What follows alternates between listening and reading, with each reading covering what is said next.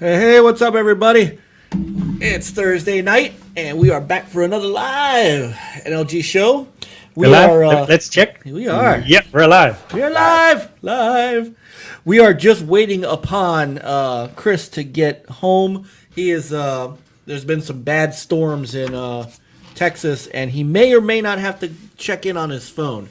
It's all going to depend on whether he has power and or internet when he gets home. But as soon as he gets here, we are going to jump him in. In the meantime, this is Mike Mullis, Stinger NLG, and to my right, left, well, I'm looking at left, but to my right... All of a sudden, I don't hear anything anymore. Huh? What's going on? What do you mean you don't hear anything? It's weird. Maybe now? Nope. Hello? Hello? Okay. Can you hear? I can hear. Oh, okay. Well, you can hear me too. You just missed me introducing you. Oh. So, introduce yourself.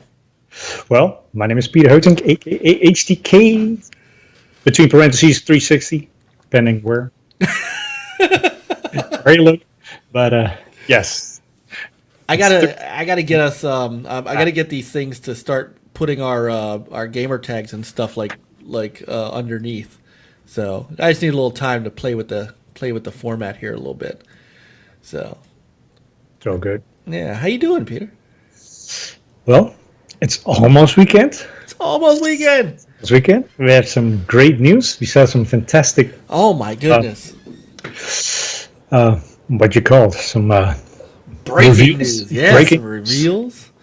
So, it's all such a nice. Yes. So, again, we're just waiting on Chris to get here, but we're gonna hold this puppy down until he does, and that's fine because knowing how much Peter has played some of the stuff that we're gonna talk about tonight. Got it. Oh, Coop is already, man. Coop's salty already. Yeah, state of man. What? State of meh. Meh. What are we, sheep now? So, man, sounds like we need to get that out of the way first. I guess. We can get that out of the way first. All right, that's fine. So, what's up, Jeff? And Clowns. What's up, Clowns? Welcome, brother. Welcome. It's good to see you guys. Let's see. All right, so why don't we jump right in with, well, actually, before that, what have you been playing this week? Well, there's a game that's finally got a 1.0 release, Descenders. Mm-hmm. Wasn't game preview. I played it way back when it just came out in game preview, and now what they added in version 1.0 is multiplayer, which we got to play. We got to play that, and it was a ton of fun. It actually was. It was funny too. It was super funny. It was super funny. Yeah. We Twitch streamed it, so there's if you go on our Twitch page after the show, if you want, if you're not playing anything, you can go check out our Descender stream. Although it's a little mishmash because while Peter and Coop and I were playing Descenders, Nate and Siberia were playing Sea of Thieves, and then One Eye Jack joined us for a little Descenders for a little bit. Yeah. So yeah, it's fun. It's fun multiplayer. So I like. It's great that it's in Game Pass. It's a perfect Game Pass game to me. Sure is. It was a lot of fun multiplayer. Single player I could see in short bursts, but I don't know that it hooks me in the single player mode. Yeah, you just have it, sitting down there in your favorites, once in a while it's like, oh, quick game, let's pick it up and just do a few hills, few descents. Yeah. So I do like how the tracks are procedurally generated. So you don't get the same track twice, and I love. So you can't practice that track and become an expert. Niall says if I don't know what he's been playing, he's been living under a rock. So I gotta give a great shout out to Niall, man. What has he been playing?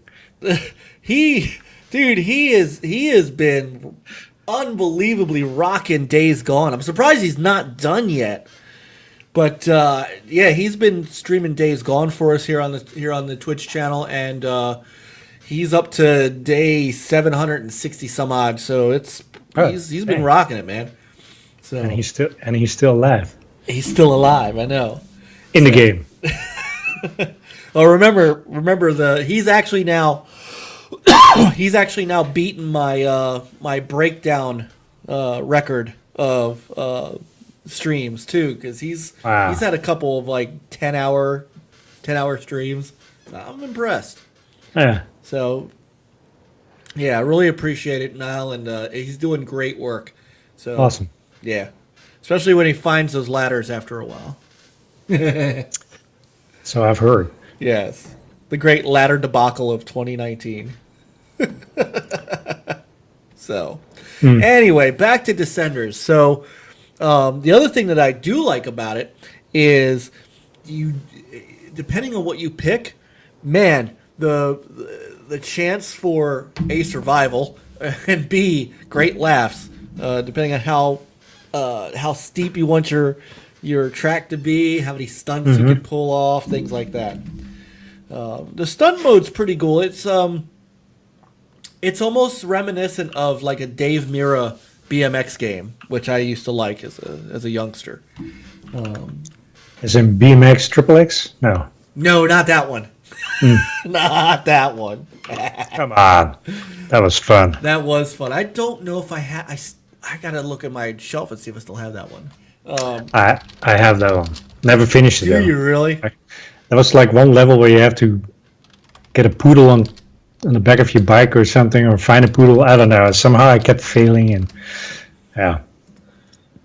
Something about a Triple X game and a poodle, sort of. Yeah, pink poodle. I don't know, man. So that was back in the OG days. Yes. When we were still young. Yes, yeah, that was was that Xbox only, or did they actually bring that out for the GameCube as well? I can't remember. No idea. So I don't know that Nintendo would have liked it. Oh, here he goes. He's on it. So Fastback says he's on his way home. So as soon as he gets home, as soon as he's in, I told him we'd call him and get him in. So so we played. I had a good time playing with you guys. I'll definitely play Descenders again with you guys. It's one of those things where, if you get 15, 20 minutes at a shot for single player, but you could just have a night where you just, you just hang out and play Descenders all night. I could see that. Yeah. Well, even if you have half an hour, it's like, it's almost time to, find the hay.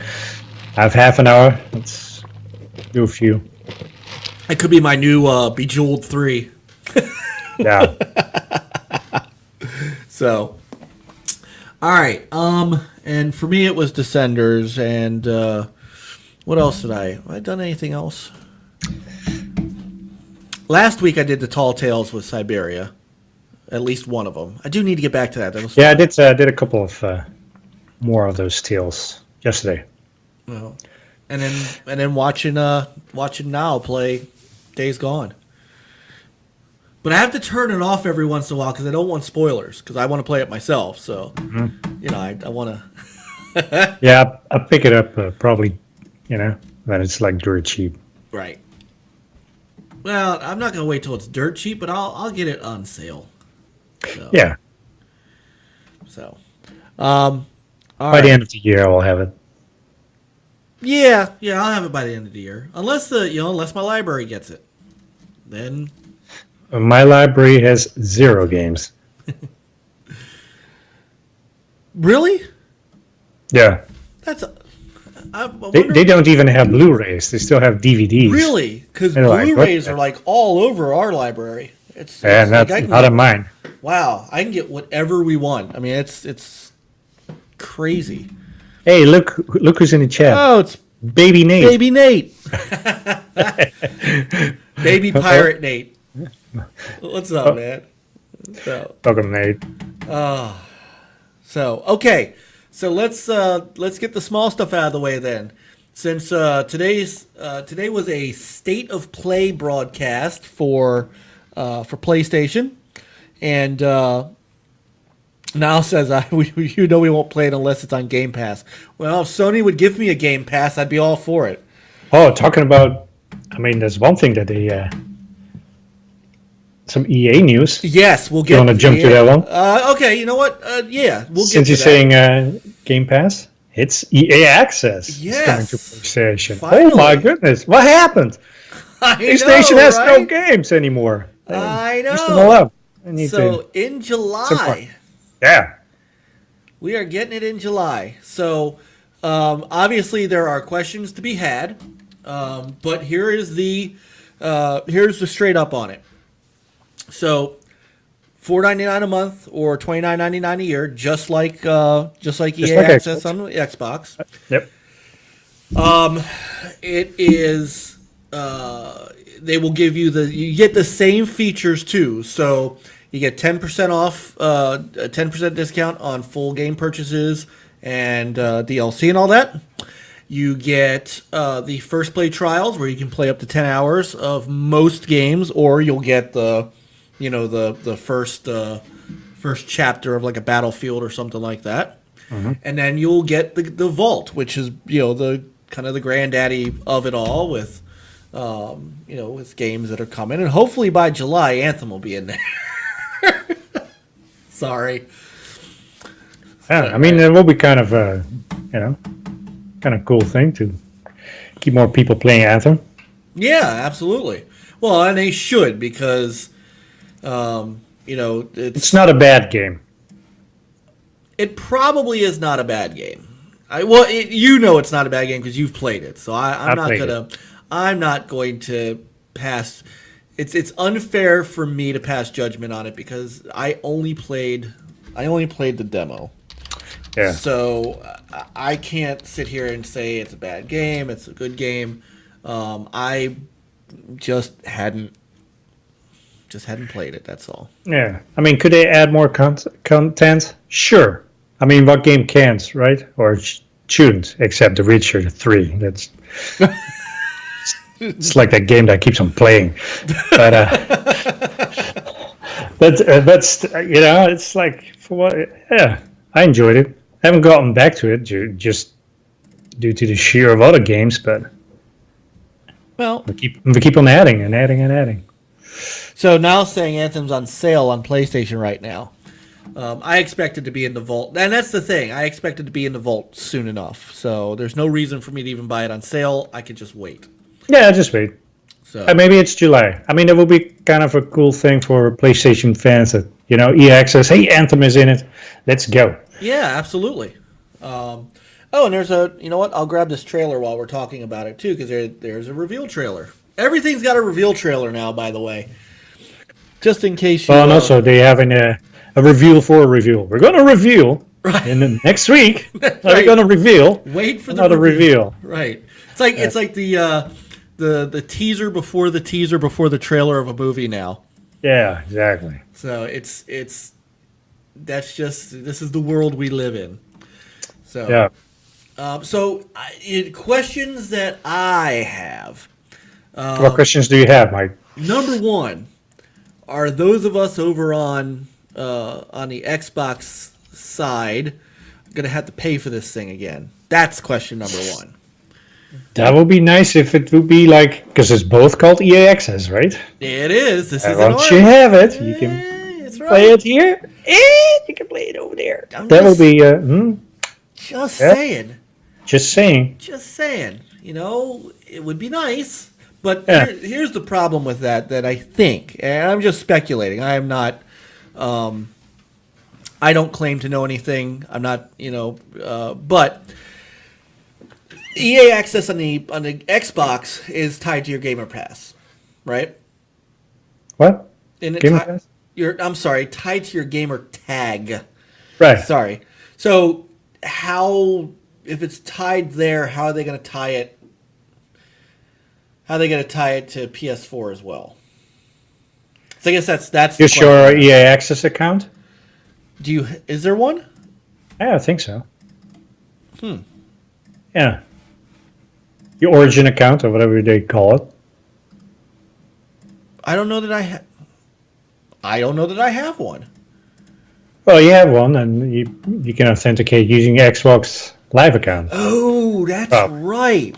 So this could be. It could be like Epic, where you have, except Fortnite's free to play, but you know what I mean. Yeah. So, yeah, Jeff's all on this too. See, we just need to bring Jeff in. Jeff has all the answers for us all the time. He just needs to come in and be part of the podcast and be done with it. So, and yes, Niall, you're damn right I'm a cheapskate. I have a wife and 3 children upstairs. I don't have money. It just does this. If it wasn't for Game Pass, I don't know what I would be playing right now. Honestly, that is But there are games in EA Access that would be great to play that I've just not had time. Like Plants vs. Zombies 2, which is great. We've played that before. The Sims, you get some Sims in. I used to play a lot of FIFA soccer, so it'd be nice to try. I don't care much about Madden anymore, but there's another game. It's fun to play a game, It's like, I used to, and No Way Out, I think, is in there. Which is it? I think so. So that's good. What about what's the game called? With that spool with wire. Which one? Oh, Unravel. Unravel. I believe 1 and 2. I know the first one's in there. The second one, I think. I believe second 2 as well. I think it did. So those are worthy games. Absolutely. So the other question that I have is, what are they going to do? So obviously the Vault is not going to be, and sorry guys, I'm just being objective on this. The Vault is not going to be as big on the PS4 as on the Xbox One because the Xbox One has backward compatibility, and some of those games are in the Vault that are backwards compatible. So maybe next gen PS5. Well, never mind. It has the right. They'd have to go and remake the PS3 games. Yeah. So true. That's it's powerful enough that we can emulate. I don't know. So, but I don't think we're getting like Skate 3 and SSX Tricky and Black and those games.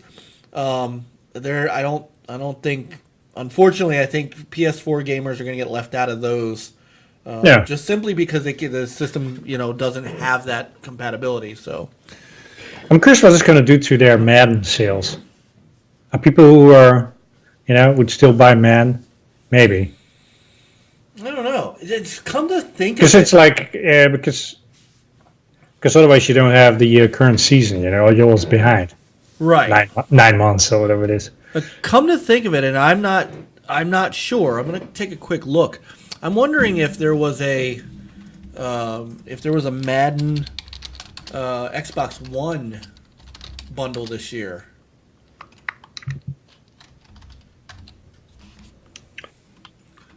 I don't know if there was. Somebody will have to tell me yes or no, but I don't know if there was a bundle this year. I don't know either. There was one for 17. Mm-hmm. Hang on, Walmart. Let me see what Walmart shows. There was one for 18. I don't know that there was a Madden 19 bundle.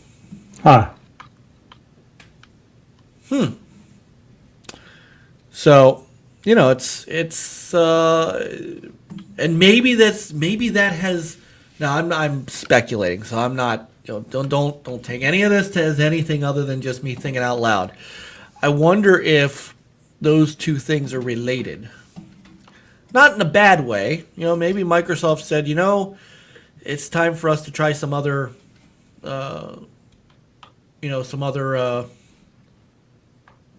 bundles and things like that. And maybe EA said, look, guys, we're going to bring, EA access to PS4. And Microsoft said, that's fine, but, we'll look elsewhere for bundles. Because I really don't see one. there's an NBA 2K19 bundle for an Xbox One S, but I'm looking at Walmart and GameStop, and I'm not seeing a Madden bundle. So maybe these two things coincide. Coop says my Xbox One S was bundled with 18. Yeah. All right, so right, but that was 18. That's what I mean. Is I didn't see one for 19, which is the current one. So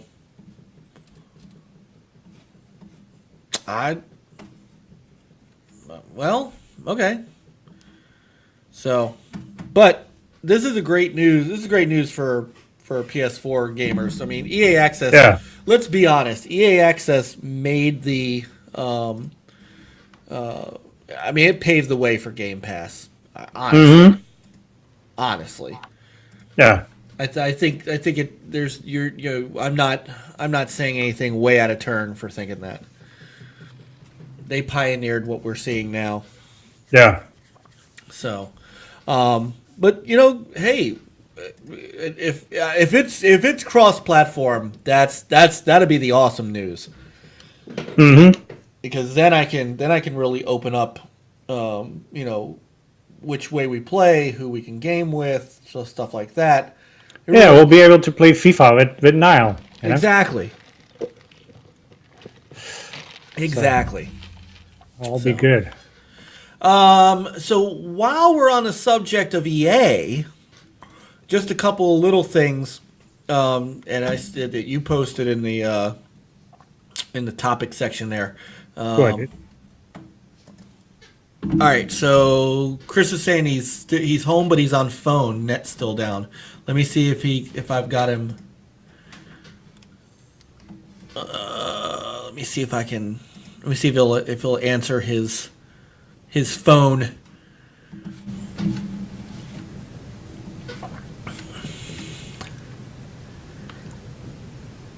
In the meantime, so what I was starting to say was, so EA also in this part of their announcements also talked a little bit about their numbers for the quarter, how well they were doing. Just telling Chris, trying to call him now.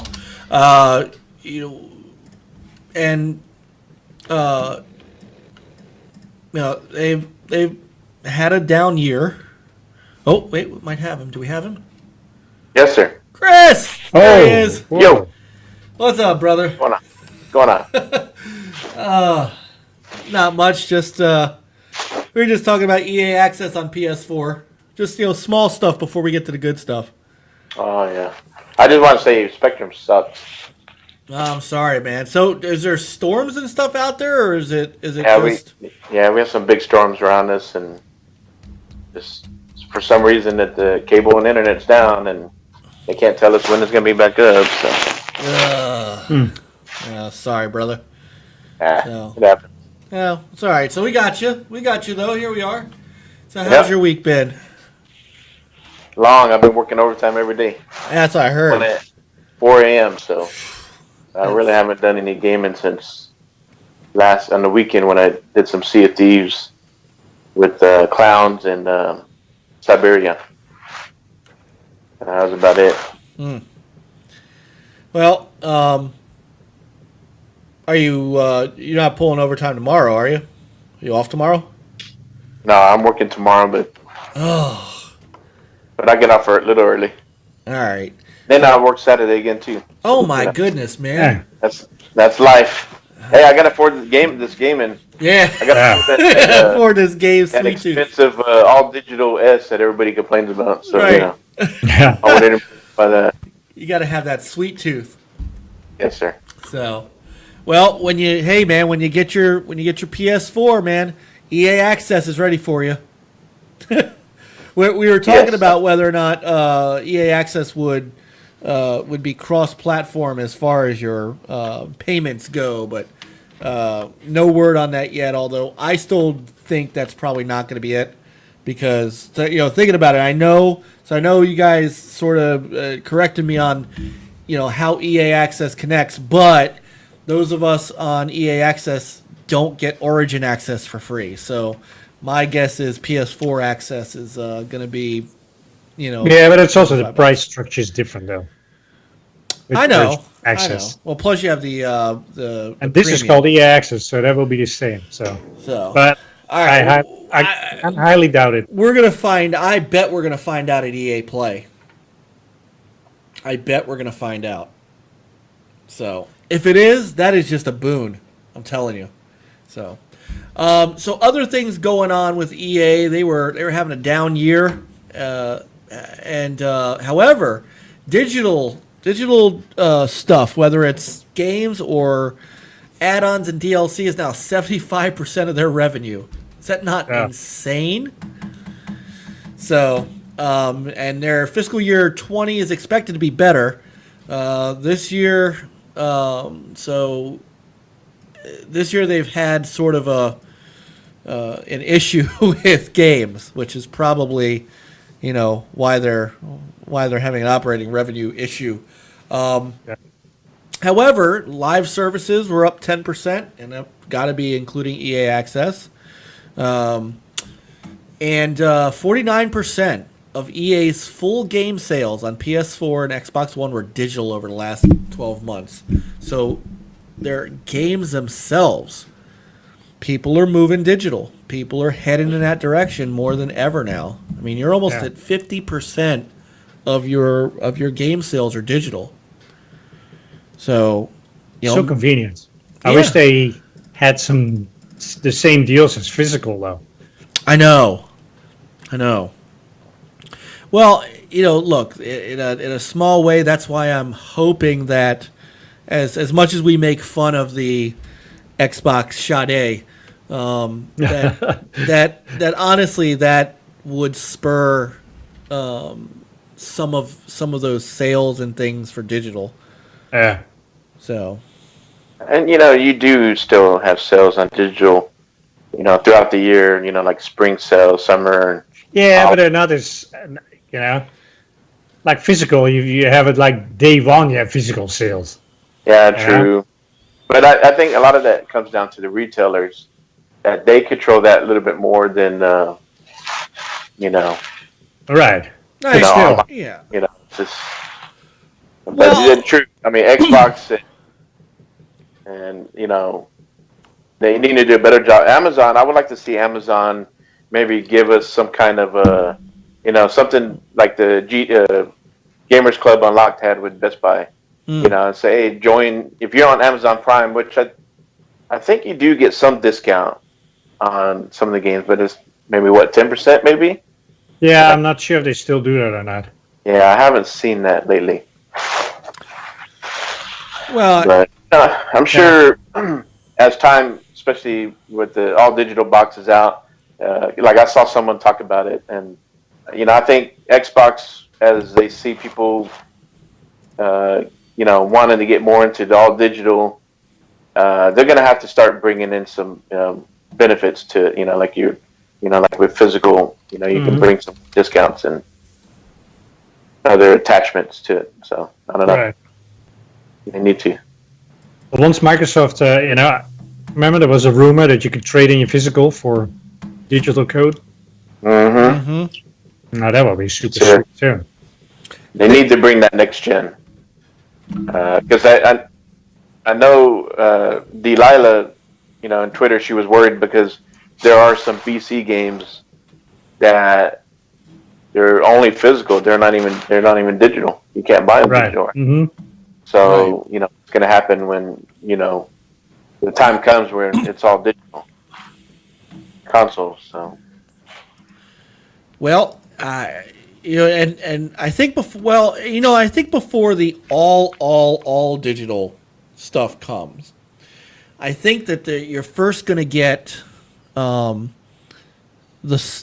digital trade-ins, or at least some sort of friend trading, like a trading post or something like that. Yeah. That's what I think is going to have to happen before you completely go digital. And I don't know that that's ever going to happen. I think there's always going to be some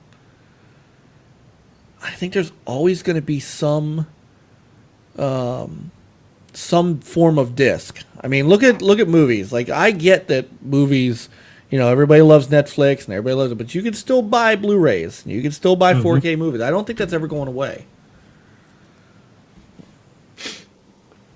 Probably not for a while. So. Sorry, can you hear that? No, what'd you say? I'm sorry. No, I'm trying to get into the on the Twitch so I can be on chat, but then there's the volume for the we didn't show. hear that. Yeah, we didn't hear that. Oh, okay. Been a while since I've done this on my phone. No, you're good. You're all good. All right.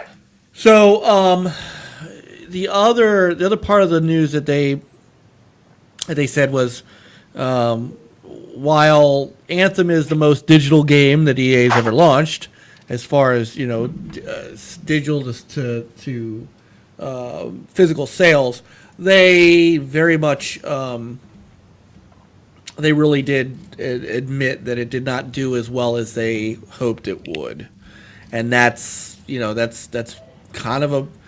I think everybody understood that. Everybody knew what was going on there.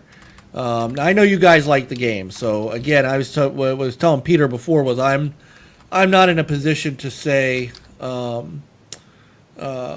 game is bad or anything like that, because I really haven't played it like you guys have. But they're really, they I think they know something was up with this game that that just didn't resonate like they had hoped with the gaming community. So, if you guys, I mean, is there something you guys see with that you can agree with? I mean, despite liking the game. Yeah, I mean, I do, because like I was talking with messing around with Witty on Twitter, and I do agree with him that there is many BioWare fans who they enjoy BioWare games because of the single player games that they have brought in the past, Mass Effect, Dragon Age, KOTOR, and those games had diverse dialogue that affected how the gameplay played out throughout, right? And so Anthem, they changed all that with Anthem to online only co-op, and the dialogue really wasn't as diverse. So I do understand that there are people not happy with that. And it's like Witty said, well, who was asking for them to make this game? And true, but there are a lot of us. We are in the age of online co-op is very huge. Mm-hmm. It's made a lot of money for other companies. Ubisoft has been successful with it. Xbox, and so I don't. I can see why BioWare said, well, let's try to get in on this online co-op. I'm sure they've seen people bring it up, like it would be cool to do co-op on Mass Effect, but so this is something that they had this project, what's his name? I forgot the one that went from Microsoft and then went back to BioWare, Casey Hudson. That this was his project, his creature that he created. And then I guess when he left, they continued on it. Seemed like it wasn't managed well, and we've seen reports on that and stuff like that. So obviously they did make a lot of mistakes while they were developing it, and you can see that, compared to Destiny and Division, the loot system and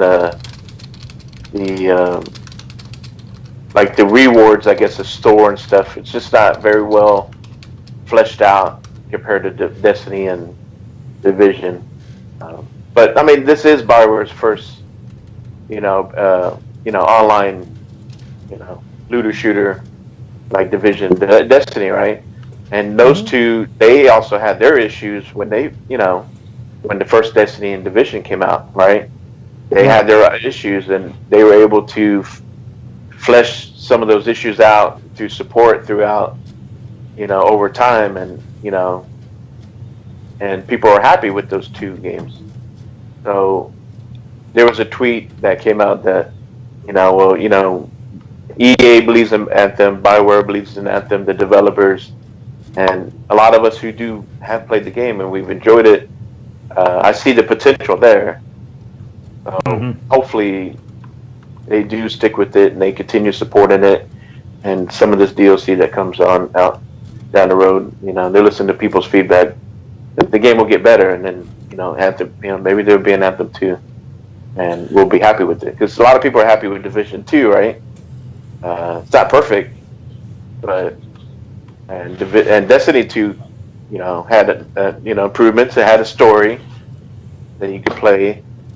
But I will say one thing about Anthem, that I think that, to me, in my opinion, the story is there, and I think it was a better story start off than what Division and Destiny. Division really is not a story game, Yeah, I think it still had story. It has some story, but it's not as fleshed I think it was out. a great story. The first one, Yeah. very believable. Yeah. Well, But I mean, among the 3, I think the story's a little bit better, fleshed out, I guess. I don't know. A good start, somewhat. They can build on, but well, it's going to depend on whether they allow them to continue on. I mean, Mass Effect and then this, and they took a lot of BioWare has moved some of their folks over to Dragon Age, so.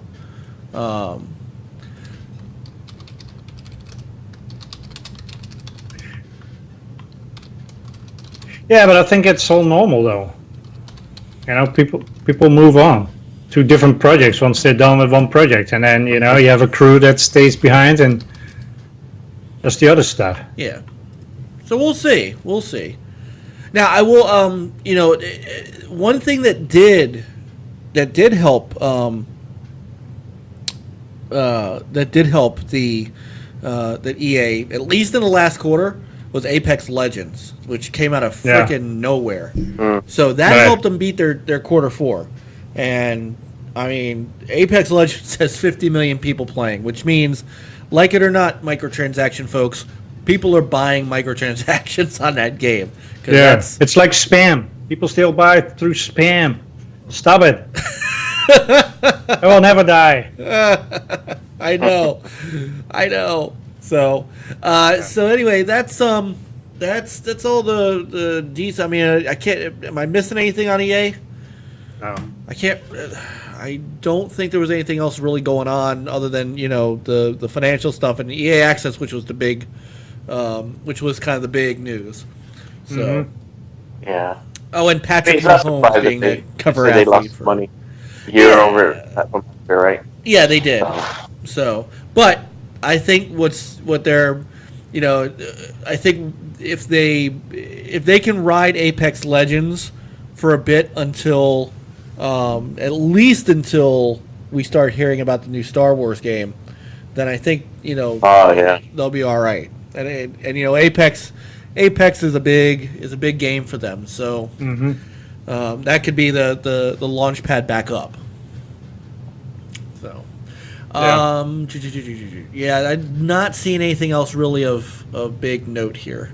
Oh, there was one other thing. We did find out from their investor call later on that day that we are getting a new Need for Speed and a new Plants vs. Zombies game. Oh, so, yeah, no, Niall, Apex is not dropping off. That game is getting honestly it's only getting stronger.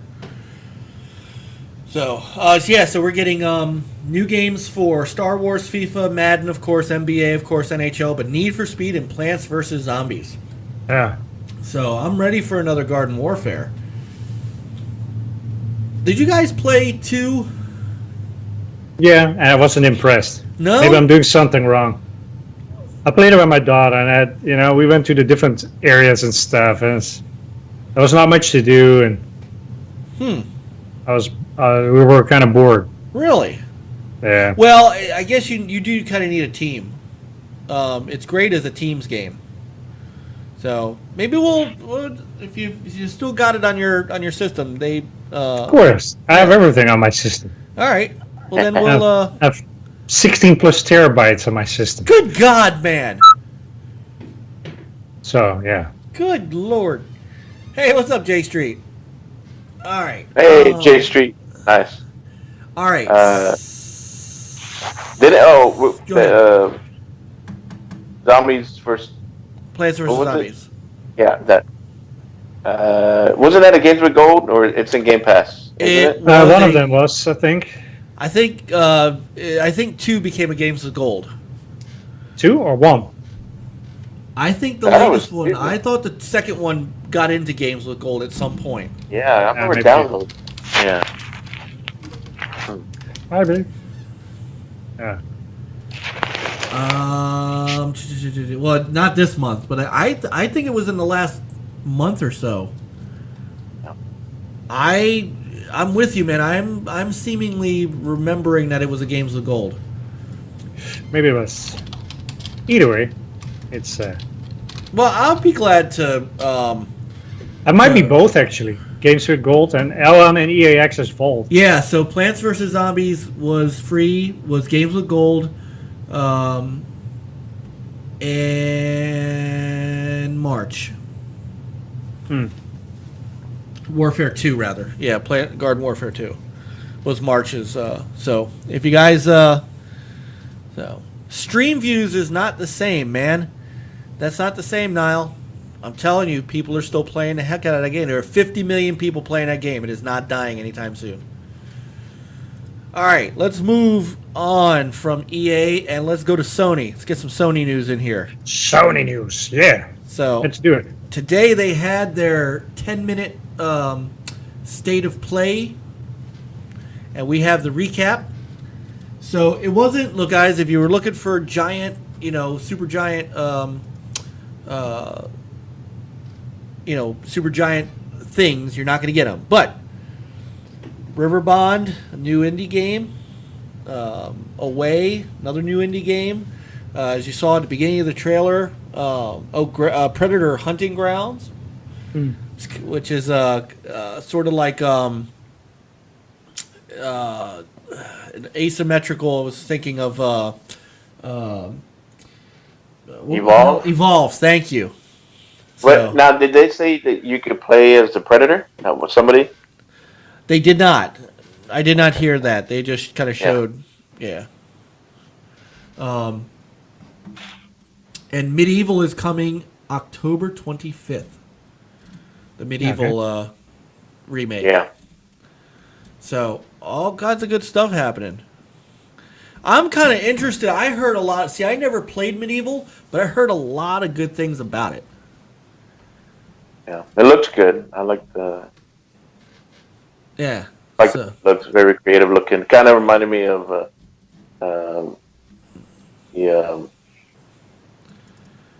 Nightmare Before Christmas. Okay. Yeah.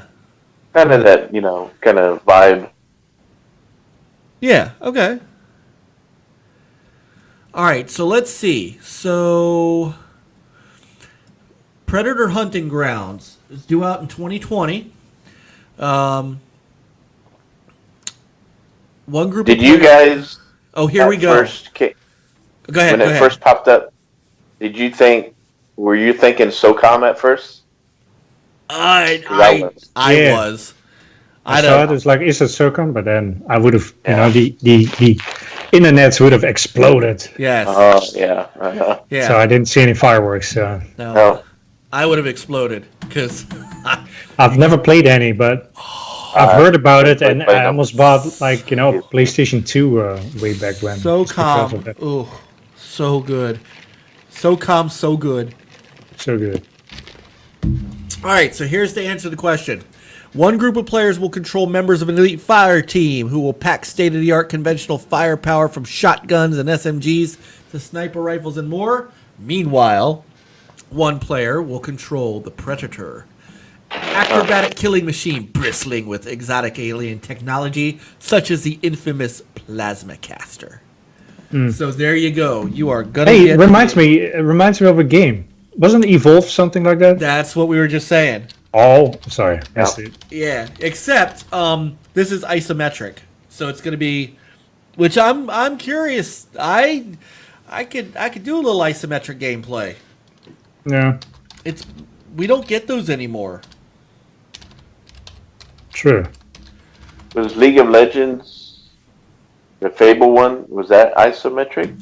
It was not. It was third person. And it was I'm trying to think. Let's see. It was third person for the band of characters, and it was sort of an overhead That's right. kind of RTS for the bad guy, for the wizard. Don't get me started. Still want that game to come out. But it was interesting to see that and talk about, online. To see that coming from Sony. Now they're wanting to, get in on this online co-op, multiplayer. Yeah. They're making a 360 of their previous statements. Right? A 360. Like it's all about it's all about single player. It's EA access is no value. BC no BC. Who knows? So a 360 would bring them back around to where they were. PS5 is going to be digital only. You heard it here first. No, just kidding. Right. I'm just saying, a 360 would put you right back where you were. Yeah. It's going to be an all digital SKU for PS5. Yeah. Well, 2021. So this is a company called Ilphonic that's making the Predator game, and to me this is like an indie game. I don't think it's I don't think this is the triple A game that so. I know, J Street, we're all still wishing for Scalebound. Did you guys see the Scalebound news, by the way? The little tidbit that came out from Platinum Games that they were the sorry but not sorry kind of thing. Well, wasn't that they were sorry, not sorry, but they felt bad that people were completely pounding on Microsoft for the cancellation of that game, and this is the first time we've seen them really admit that they screwed some things up too. So, and was it? I didn't read the article, but were they asking to delay to 2019? I did not see that. Yeah. I also did see that that is not coming out on the Switch, as everyone should know, because they confirmed, as I don't know why this was in doubt or questioned, but they did confirm that Microsoft does own that IP. So if it's going to come out on the Switch, it's going to be published by Microsoft. So and you never know. And they're getting pretty cozy. You never know. But if it is going to come out, Xbox is going to have one of their first party studios do it. They're not going to deal with the third party, second party. No, they're not going to go through that again. No. And I would say this: I might be a minority, but I'm sorry, but I was not excited for Scalebound. I mean, when they first showed it, I was like, okay. I was excited about the what's it called? Just the co-op, Yeah. Yeah, when they first showed it, I'm like, okay, cool. What's this? And then they talked about the co-op. Everybody 4-player, and everybody has their own dragons, and they come together, and they're like, okay. But then after that, what else is there? There was nothing else shown. We didn't get a lot going on, and it's like, okay, there's not enough there for me to get excited about. No. Well, I think it's what Monster Hunter World became, but that's just me. Yes. So getting back to this, in September, Monster Hunter World Iceborne was also announced here, and that is is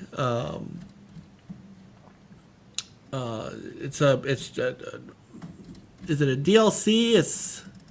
It looks like a DLC. Yeah, I'm assuming so. Yeah. In the actual stuff they have for it. It doesn't. It's an expansion. Here we go.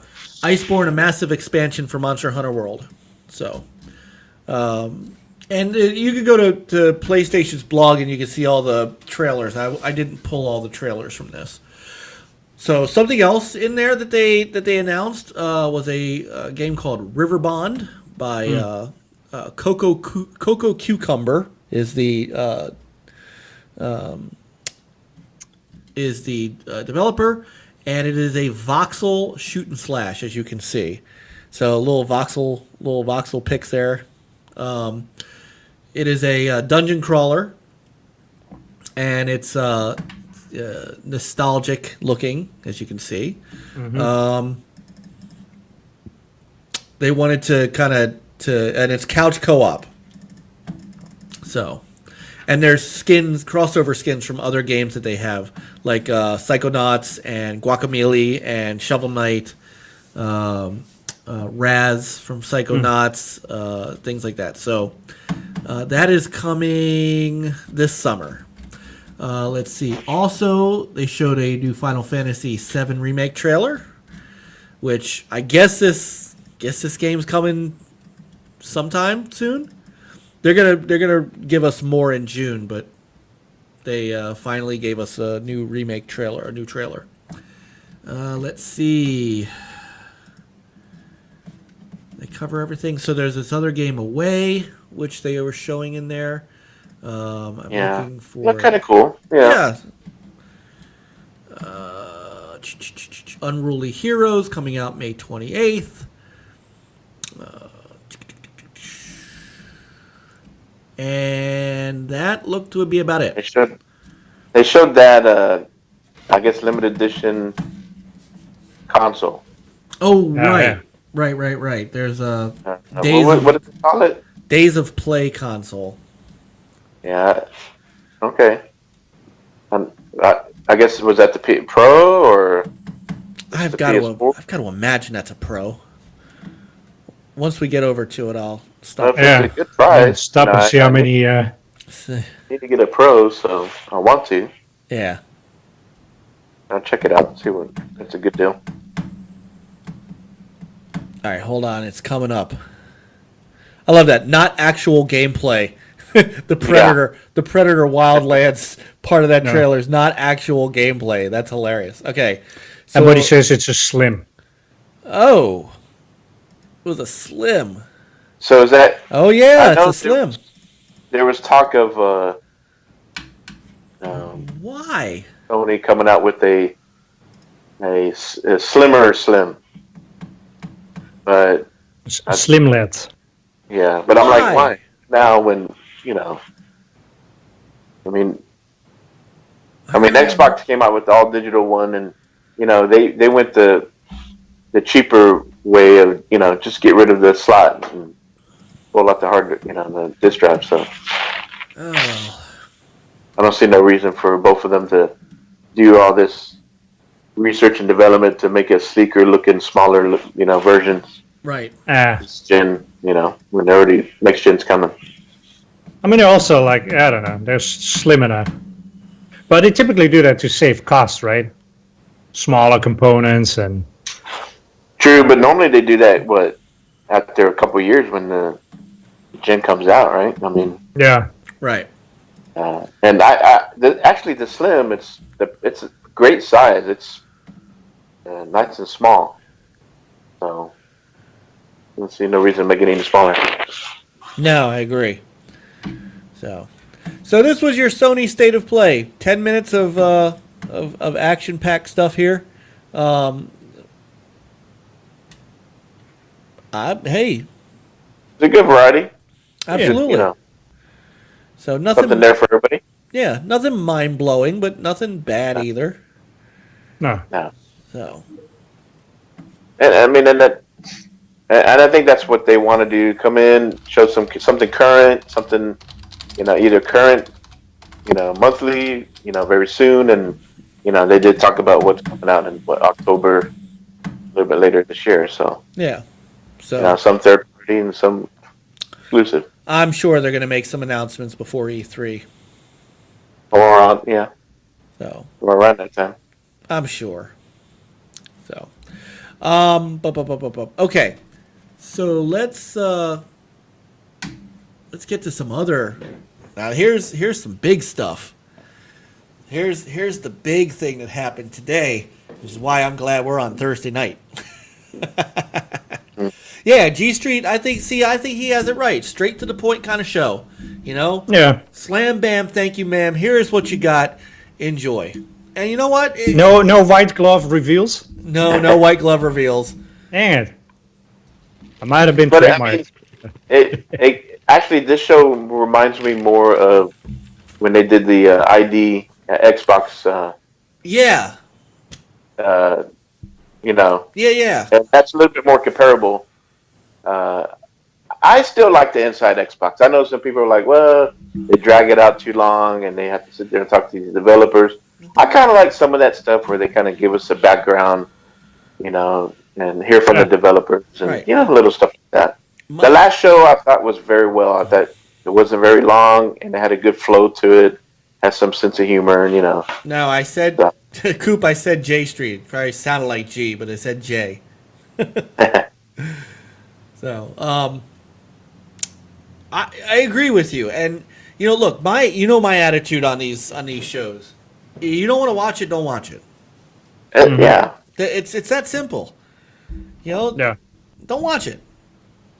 Yeah, some months would be better than others. You know, I mean, I admit, I can't remember which one, but I was watching it and I was getting bored. You know, I really didn't. You know, okay. But there will be some where they have a game or something that I'm interested in. So I'm like, cool. And I actually won because I tweeted something, and I won State of Decay 2. Oh, yeah. Oh, yeah. Ultimate. So I ain't complaining. Okay. All right. All right, so moving on. The big reveal of the day. Let's get this puppy up and running here. Go here, and I put it in its own folder. That's how special it is. Yes. And you know what? We're gonna let me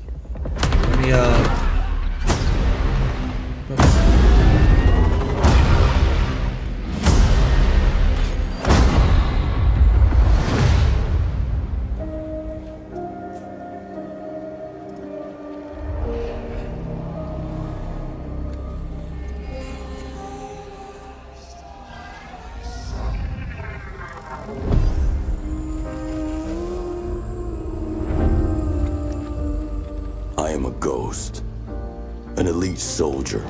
I am Batman. Trained to strike my enemies before they know I exist. He got Kylo Ren. Death stalks me, but I survive.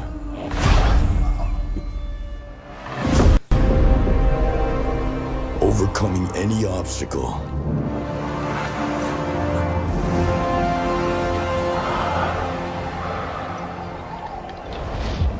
Man, he must have some frostbite on those arms. Never surrendering.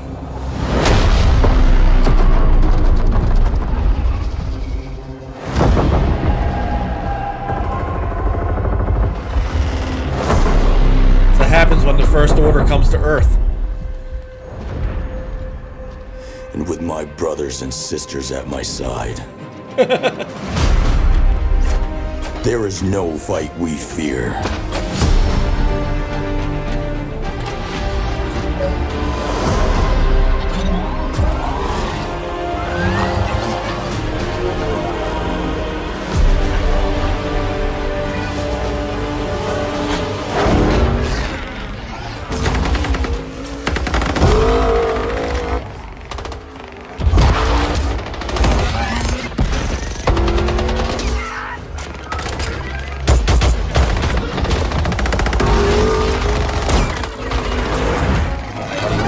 We are ghosts. We aren't afraid of death. Good lord.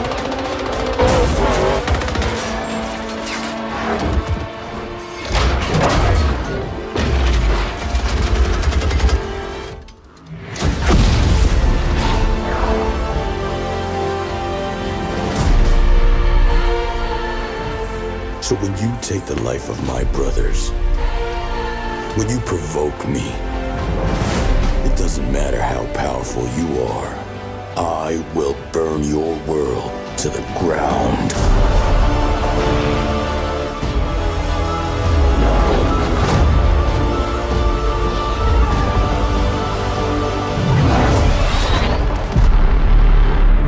I'm a ghost too.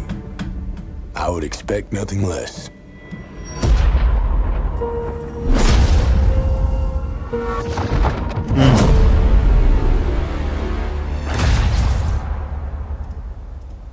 Yes, indeed. Available October 4th. Pre-order now for guaranteed. Ooh, so good. Yeah. Woo! So we all watched the. Well, I don't know if Chris had a chance to watch the actual reveal, but I know I watched a good bit of it until they bored me with the sit down, and I got to watch the gameplay, which I did pull up on. So we'll watch some of this while we're talking. So first impressions, gents. Looks awesome. Can't wait. The next, I guess the next Ghost Recon Wildlands type game, 4-player co-op. So yeah, I mean, a big difference is like it's still co-op, but when you play solo, you play solo. You don't have your, your shitballs buddies. Well, and that's the yipping in thing. here and either getting in the way or helping out. So my first impression of this game, impression, was they're going back to Graw, which I'm okay with. I liked Wildlands for what it was, but I felt like Wildlands became more of a hybrid of Rainbow Six Siege and or like the old Rainbow Six Vegas games, where it was a little more action and a little less Ghost. Like, like for me, when I had Ghost Recon, when I was playing the original Ghost Recons on the Xbox and on the PC and that kind of thing, you were down on the ground, crawling into a thicket of grass to hide. You were sniping. You were the things that you were doing. You kind of got away from in Wildlands, and it became more of a straight up action game. And I mean, I know I didn't play it as much as you, Peter. You beat the crap out of that game. Me and Nate, we got a 1500 gamer score. And I'm not. I didn't get that much. I did beat it, but did you? I had not. Yeah. And I and get me wrong, looks gorgeous on my 4K TV. I gotta say that. I'm not. I don't dislike Wildlands. I like Wildlands for what it is, but when I started to watch this felt to me more like what I remember about Ghost Recon and a little bit of that Ghost Recon Advanced Warfighter, like a mix of those two. You're here. The new world here is Aurora in the South Pacific. Aurora Archipelago, or however you want to say it. Archipelago. And it just, the hiding and sniping and getting behind people and knifing them and that kind of thing. It's what I remember Ghost Recon to be, and I like what I'm seeing. Another thing what I like is you can take somebody down while you're like prone. That was very cool. Yes. And the other thing is like you get wounded in like different stages. Or in the your last stage, you can only use like a pistol.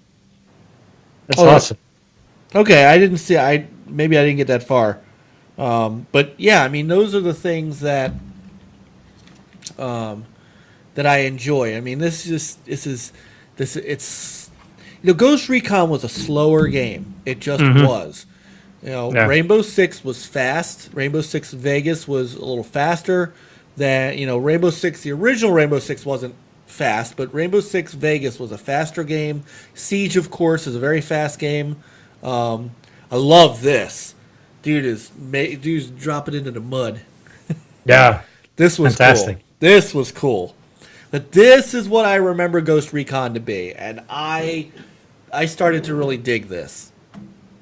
So maybe like what you're saying, they want to bring some of that, what was part of Ghost Recon back in the day, and kind of combine it with what was successful with Ghost Recon Wildlands, right? Well, because I think there was some of that where you could try to sneak in. There's certain areas in Ghost Recon Wildlands you could snipe from a distance, but in the end, ultimately, you still ended up rushing in and just taking out everybody. It was a lot of action, so it was really hard to really sneak around much. Yeah, I'm trying to. But hopefully, the AI in this is a little bit, a little bit more fleshed out. I'm trying to determine whether or not that looked to be true in this alpha gameplay. Now, this is like I say, it's alpha. So, but this is. And Coop was saying, Coop brought up he's not too sure about the survival part of this game. So I didn't watch the reveal, and they were talking about it. What is about it is about having to survive, like you Get food and all the stuff. Drink, yeah, I think so. Stamina. Okay. Yeah. Okay, so military survival. So I've got the website up. So I'll read from that. So an injury system. Now I do think this is cool, and then you can see some of that in the footage here. When your ghost takes damage, they may also become injured. Injuries slow you down or reduce your combat effectiveness, requiring additional time and resources to heal your ghost back up to peak fighting condition. So there's parts in here where you see, he's limping. If his arm gets shot or he breaks his arm or something like that, he can't aim as well. So injuries play a bigger part in how you handle yourself, much more than just stamina, which I do like that. That's cool too. Little mini drone he just throws in the air. Let's see. Steep slopes will make you slip and fall, as we saw that, him sliding down the side there. Traversing water will slow you down. Snow will plow in your wake. So you have to manage your stamina. There is it's called the bivouac, which is a temporary camp where you can clean your weapons, craft items, upgrade your gear, and apparently you do have to clean your weapons. So in this one, after a while, I guess if you let your weapon get really dirty and muddy and stuff like that, I'm assuming it can stick and things like that, which is bringing a little more realism to the fray as well. Okay. Yeah, like this part when I'm watching it reminds me of Rainbow Six, where you scout the area and then come in and and just take out people one by one. Yeah. I love that gameplay. Do that. Yeah, and a little bit of Graw as well, where you'd set up your team, and then give them the go ahead. The co-op is they're calling it, which is, I know it's not anything new. Seamless open world co-op. You can jump in and out anytime. Hopefully that means that you continue to keep your story and all that stuff. I love this. This is should, because I think in Wildlands it didn't. No matter where everybody was at in the story, it wasn't affected. But I ended up. I did complete the game with Coop, I think, or one of them. But then I went back and finished my own story. So, and see, I'd like to see that story become kind of consistent, no matter who you're jumping in and out of. So, like, even with the Division 2, if I'm in your guys' game, I still have to do things in my own world. So, yeah. the other thing too that you're going to see a lot of, as you saw from the trailer and a little bit in here, is the enemies are really going to be using drones. So you're gonna have to fight a lot of drones, from what I understand. Yeah. One thing too, if you play with Nate, don't let him helicopter. Warning. Oh, come on. An EMP a day keeps the choppers away. Yeah, but even worse than that, I love that she puts her knee on his arm so she can get to him. Nate's also the master of throwing grenades right at you. Yeah. Oops. Yeah. Oops. Yeah. Look So at that. question. Good Lord. So we're looking at this coming out when? October 4th. Yep. Okay. So this being an Ubisoft game, right? Ghost Recon. Uh-huh. So that means we don't expect to see Splinter Cell E3. You're not gonna have two big Ubisoft games come out the same year. No. So if they do show Splinter Cell, it's Yeah. gotta be next year. Maybe. If it's shown, right. you know. Maybe it's going to be a Xbox 2 launch title. Can you imagine? Oh, well, Maybe. It would be a great title for them to do it.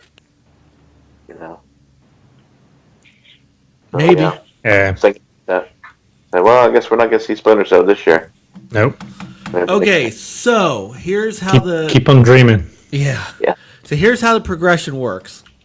So according to what I'm reading, thanks J Street. Well, thanks for year. stopping Yeah, in. thank you. Yeah, I asked him on Twitter earlier. Say, hey man, miss seeing you in chat. So Yeah, Yeah. I appreciate it. very grateful to Thanks. stop by. Thanks for hanging out. Yes. Yep. The world of Aurora can be explored either solo or alongside friends with Ghost Recon's best-in-class seamless jump-in, jump-out co-op. There are no restrictions on when teammates can join you, and all progression is maintained across the squad. Ghost Recon Breakpoint will also feature competitive PvP multiplayer where your squad can test their... So that's kind of like Wildlands 2.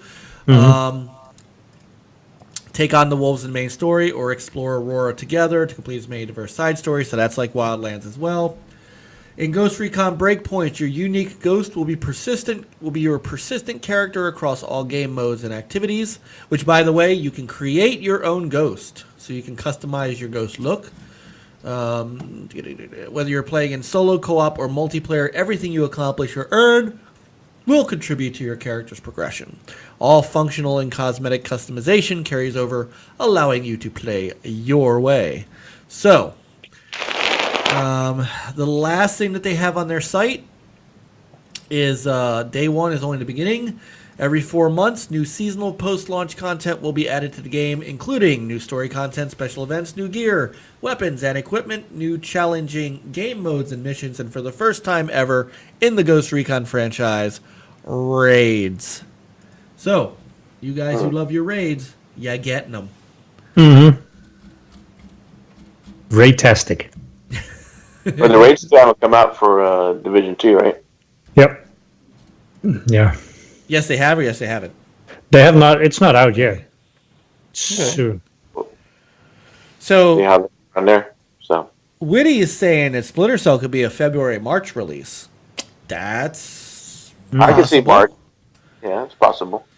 So, Like you revealed the C3 and said Yeah. next year. yeah, you know, spring is the new fall. And I'll tell you what, this November is going to be packed with a lot of games. Yeah. Oh, yeah. Agreed. So Nate says he's surprised they hadn't showed raid footage, but I think they're going to hold off. Remember, Ubisoft is doing an E3 press conference, so my guess is they're going to show raids there. Yeah. That's what I'm thinking. You're going to get that there. So that's Breakpoint. That was a big, good reveal today. I mean, I'm interested. Yeah. October 4th. Okay. He said they did. Like that Oh, you for said November. they showed. He said they did show raid footage. I didn't see the raid footage. Did you guys? Peter? Yeah, they did a little bit. Oh, okay. Isn't that where the tank came down or whatever? Is that what that was?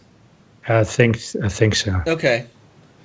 To be fair, I was also working at the time, so I had to turn the sound down after a while. All right, thanks, Nate. So they did show raid footage.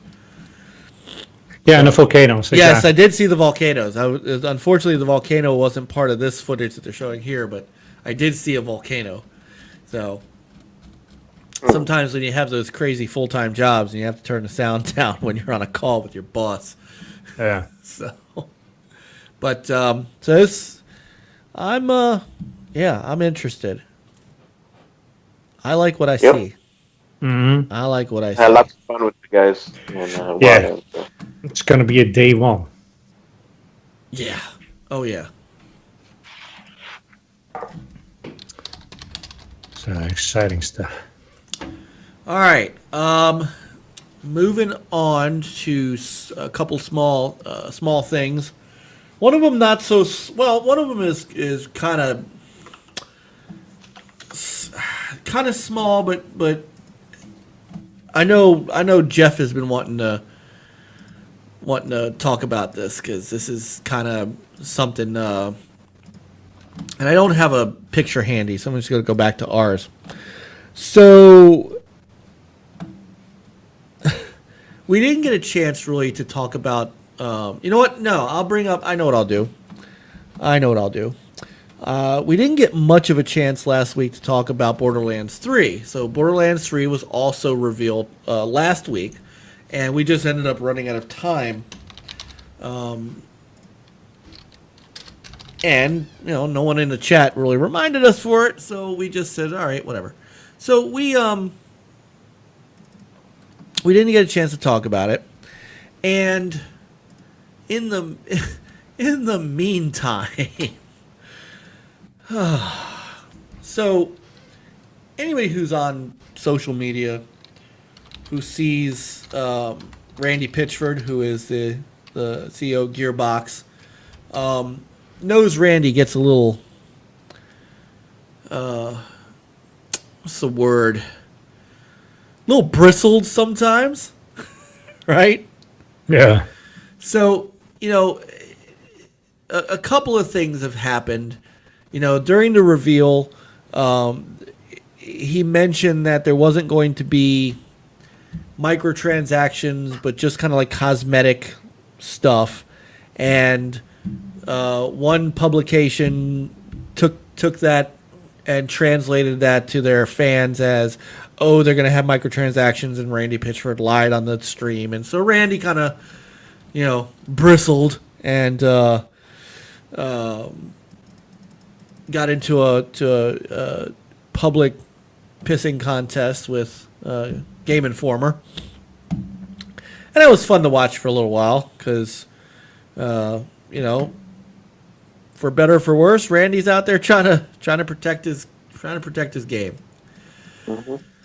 So fast forward a couple of days, and somebody said something about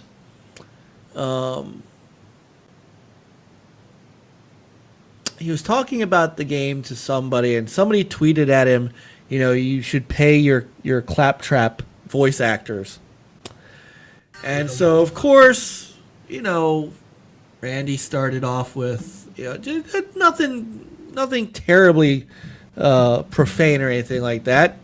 The man's name was David Eddings. He was formerly an executive at Gearbox who did the claptrap voice for the first two games, and they got somebody, and for I think for the pre-sequel too. And so they have a new person doing Claptrap's voice in this game. People noticed it, and so he said something about David Eddings, and then all of a sudden, out of nowhere, David Eddings responds and talks about how he didn't get paid for doing Claptrap's voice, and then Randy Pitchford physically assaulted him 2 years ago at GDC. Yeah, it got a little nutso on Twitter. Yeah. And the sad part is that it kind of overshadowed the whole. Like, nobody's talking about Borderlands 3 at this point. They're talking about Randy Pitchford. And all this stuff got dredged back up about lawsuits and things like that. Like, this guy David Eddings said that $12 million of revenue that they got for the game went directly to Randy. I mean, wow. There's this guy went. He's like, I got to correct the record. So yeah. Borderlands 3 might be the last Borderlands. Well, no. So look, here's what happens. This stuff gets played out on Twitter, right? Yeah. And it gets played out in the kind of the hardcore social media circles.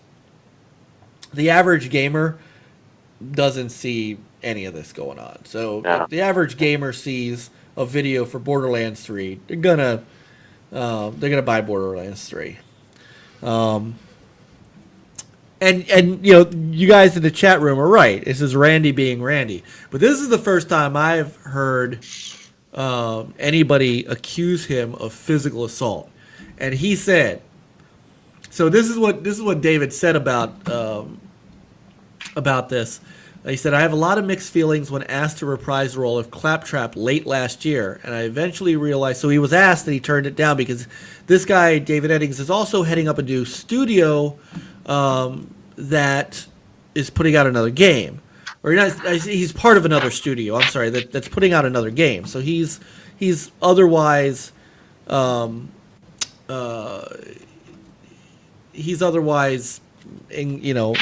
available. So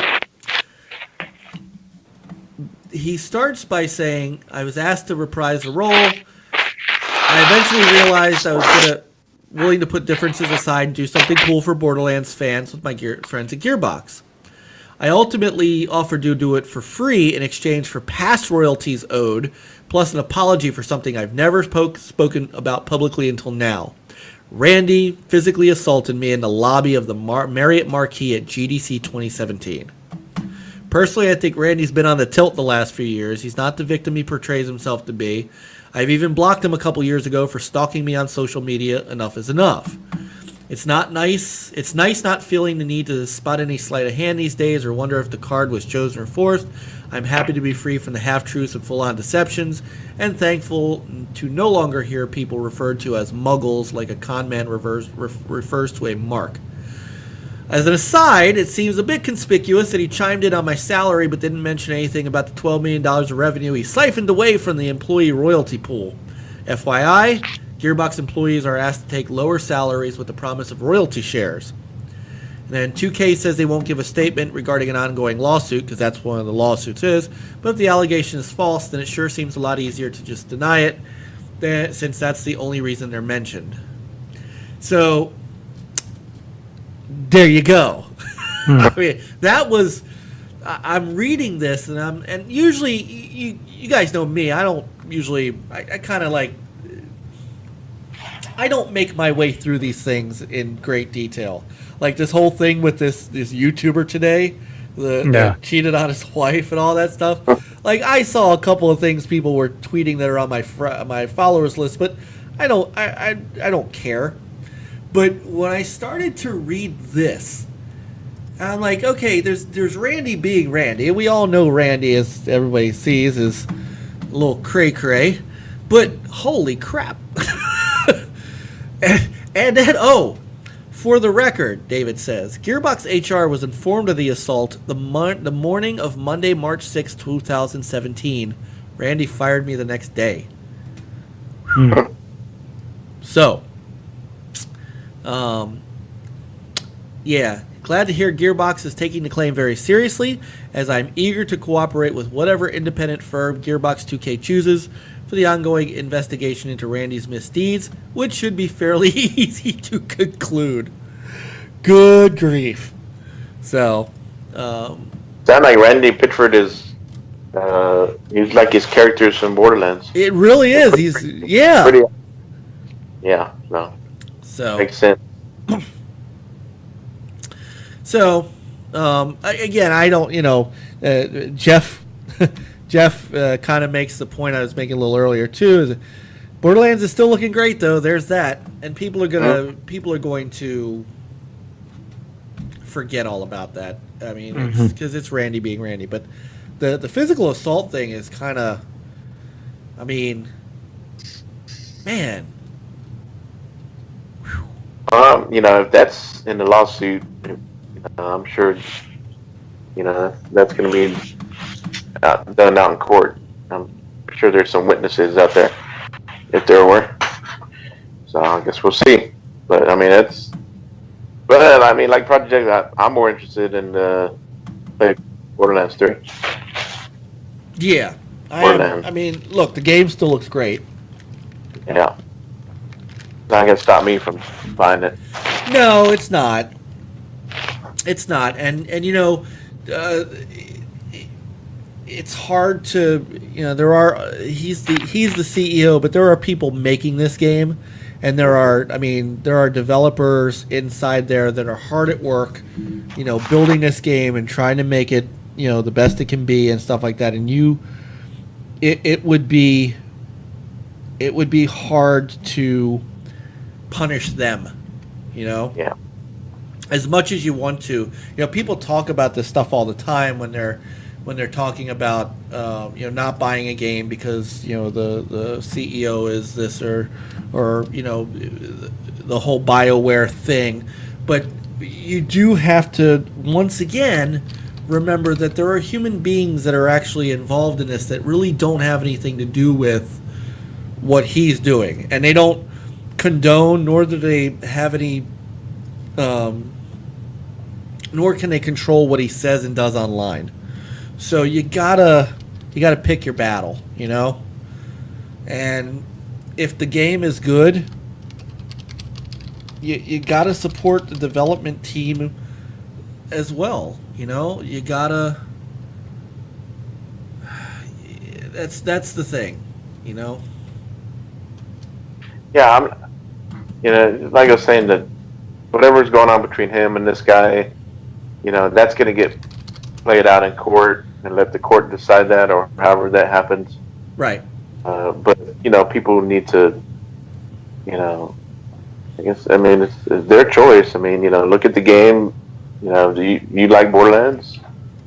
Like you said, why should you let that affect your decision to purchase this game if you want to play it, and at the same time you're supporting the rest of the team that developed the game? Right. And if it's a good game, then it deserves its praise. And but at the same time, you can still criticize Randy for his absolutely. actions. And maybe somebody go ahead. Punishment. Yeah. If what he did is he actually done. Well, if he assaulted this guy, yeah. Then that the law will take care of that. Yeah. The law will take care of that. That is you can Whitty's got it right. There will be a payoff or a sacking or something, Yeah. And I think 2K. Look, that's the other thing too. Is remember, this isn't 2K's fault, and so 2K's stuck in the middle of this too. And I'm sure they're not happy. And I'm sure the only thing I don't believe. I don't believe that 2K owns Gearbox. Gearbox is just an independent studio. So it's not like, I am quite sure if 2K owned Gearbox,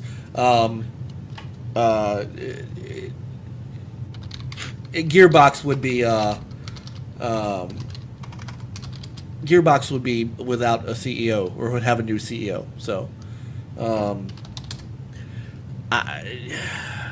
You know? Yeah, it's kind of tough though when you have someone like him, Randy Pitchford, someone who's a big name person, and he has a lot, what he brings to, what he's done for gaming Borderlands.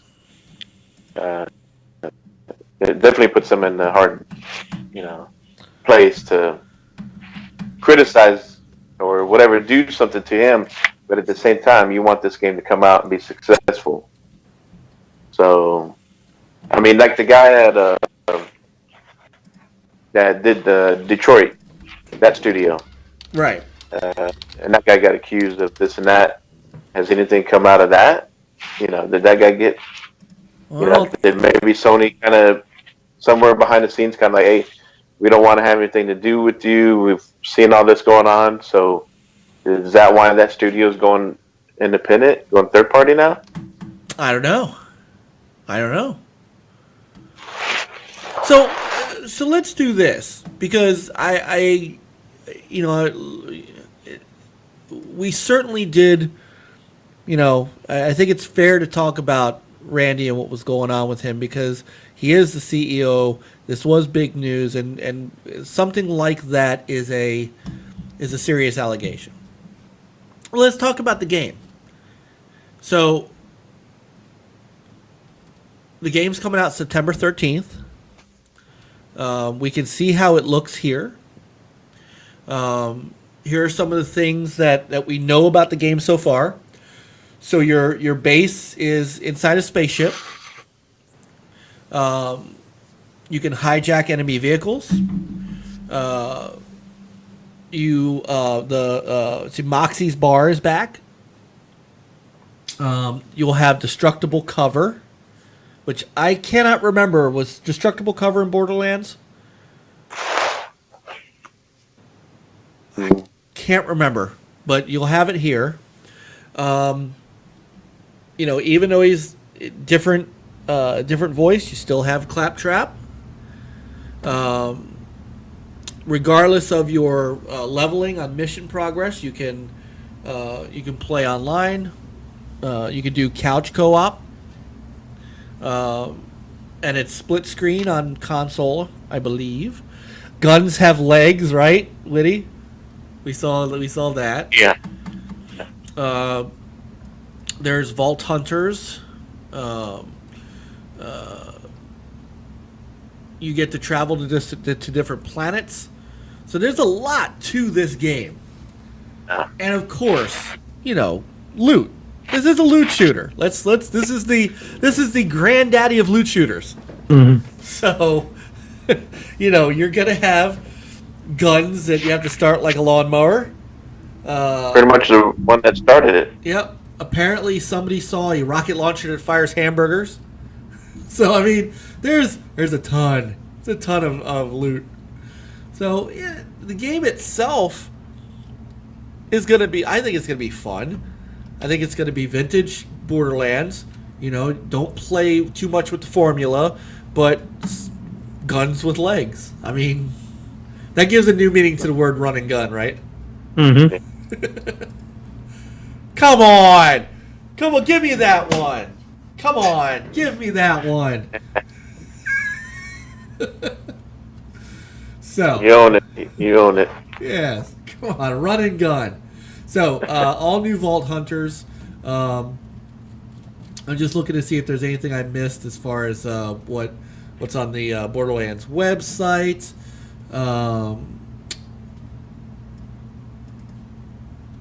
There's a whole new timeline. There's you can play offline if you want, so you can play by yourself.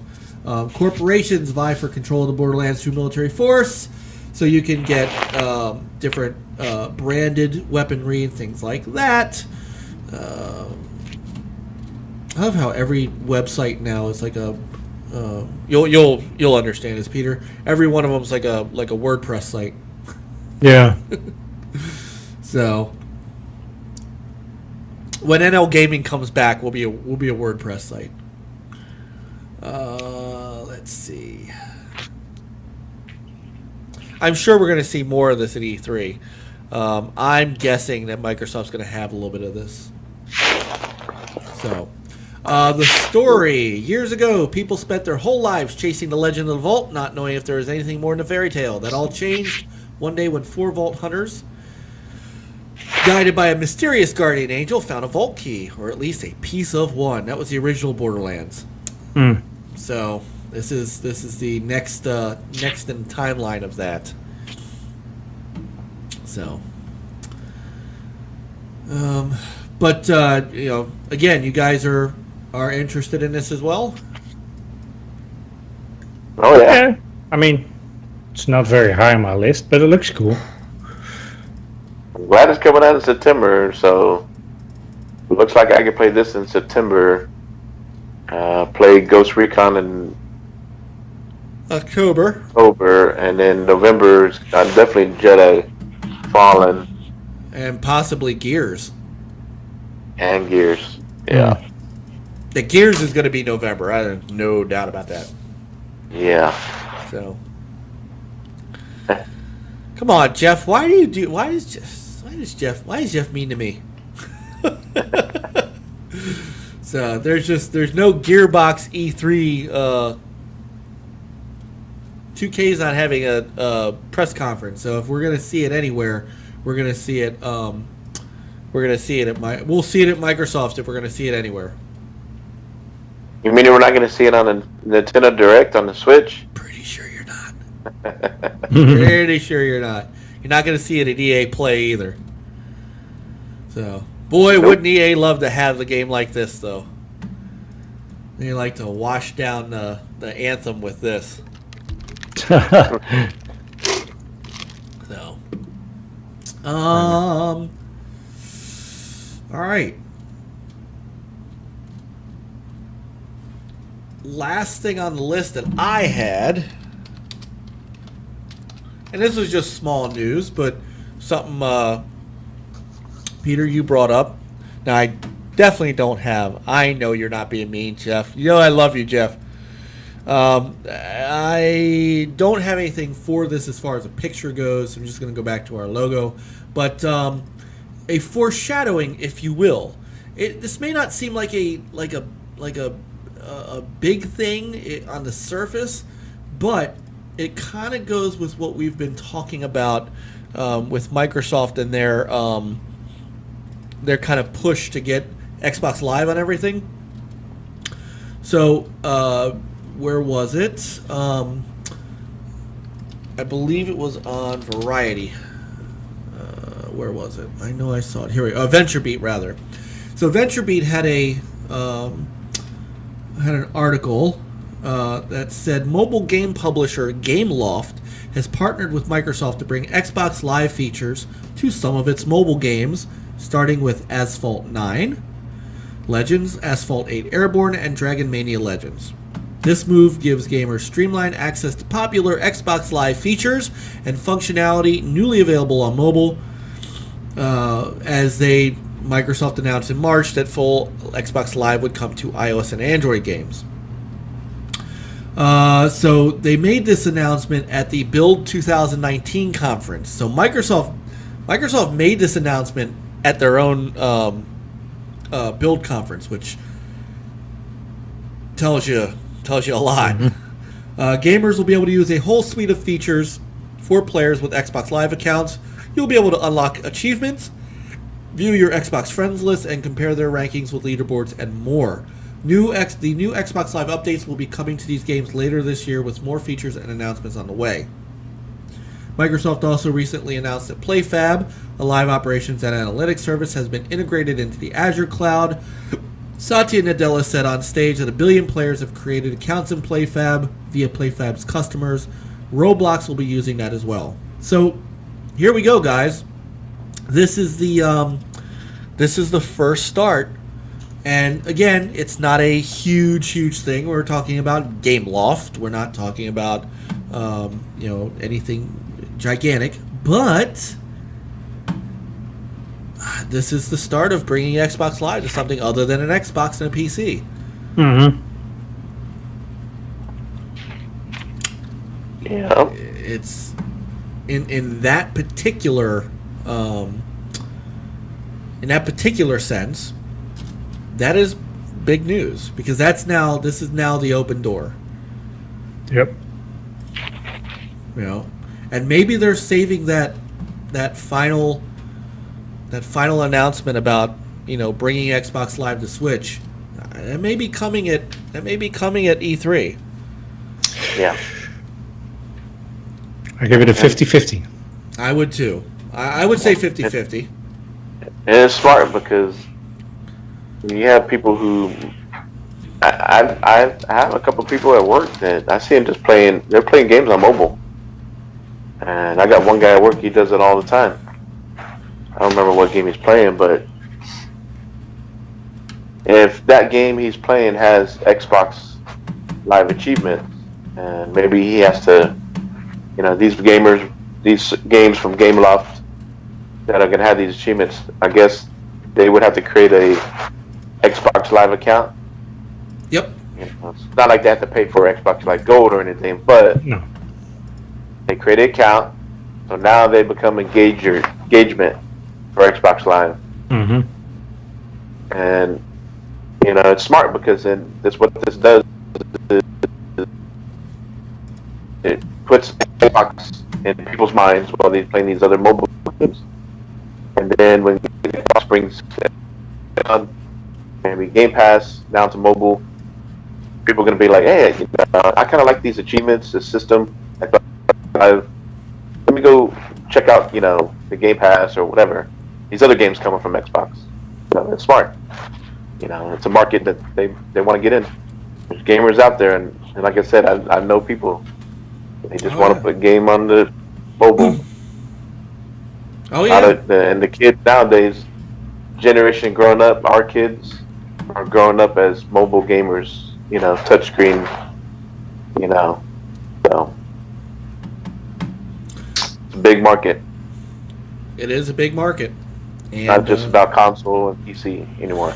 You know, think about it too, and this is such a small thing, but you know, the other day I was upstairs and decided not to come down and play anything. I was sitting there watching videos on my PC, and I jumped into the party on the phone, right on the phone app, on the Xbox app, and you know, maybe not everything is gaming related as far as, you know, I need to be Xbox Live means I'll be able to play these games with Xbox gamers. But, you know, being able to see your friends list and go, you know, hey, Peter and Chris are online. They're playing something else, but, you know, I'm playing this. Let me jump into a party with them. And if you could get cross-party chat, which that was not part of what they were talking about in this article, but imagine if they get cross-party chat working across Xbox Live. And, you know, all right, so I'm sitting there playing Asphalt on my phone or playing something like that on my phone, and I can, you know, maybe fire up, maybe instead of having to break out of that, go to the Xbox app and chat, maybe I can do chat right from the game, you know? I think things like that can be very useful in keeping track and time with your friends and the social aspect of Xbox Live. Yeah. I can't imagine you can't use the Xbox Live app. I don't know you if have it in the background and you're still in the party chat while you're playing the game. I'd have to see if that works. You know what? That's something that I haven't tried. So Coop says he uses it all the time.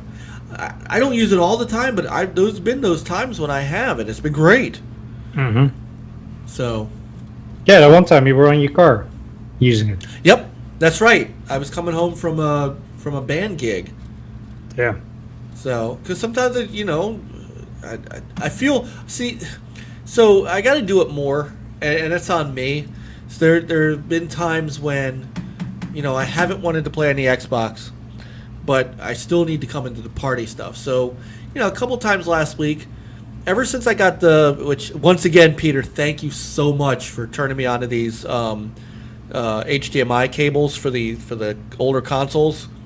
Once I figured out what was kind of wrong with my setup for the Dreamcast HDMI cable, I've kind of pulled that out more and more here and there. So some of the nights that I'm not on Xbox, if I'm not sleeping, I've been pulling out the Dreamcast and playing a little NBA 2K or you guys. I don't know if you saw the picture I put up last week, but I've been rediscovering some old games that I really hadn't played in a while, like Wacky Racers, which isn't great, but in the day it was kind of fun.